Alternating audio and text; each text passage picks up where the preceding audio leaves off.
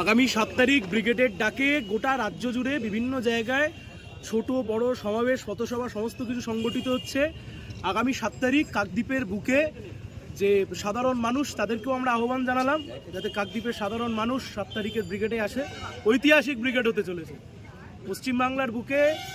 নতুন ভোরের নতুন সূর্যোদয়ের আমরা বার্তা দিতে চাইছি। 100 দিনের কাজের টাকা তো চুরি করেছে তৃণমূলের নেতৃত্বে পঞ্চায়েতগুলো। 100 দিনের কাজের টাকা তো চুরি করলো তৃণমূল। ওরা চুরি করলো বলে কেন্দ্রের সরকার একটা ঢাল পেয়ে গেল যে আমি আর টাকা দেব না। বিজেপি তৃণমূল দুজনের সমান দায়ী রাজ্যের মানুষের এই 100 দিনের কাজের টাকা আটকে রাখার জন্য। 100 দিনের কাজের টাকা মমতা ব্যানার্জি অভিষেক ব্যানার্জি নিজে বাঁচবার জন্য কোটি কোটি টাকা খরচ করে সুপ্রিম কোর্টে গিয়ে মামলা করেন। ওই 100 দিনের কাজের টাকা পাওয়ার জন্য তো সুপ্রিম কোর্টে মামলা করলেন না, হাইকোর্টে মামলা করলেন না। তার কারণ মমতা ব্যানার্জিরা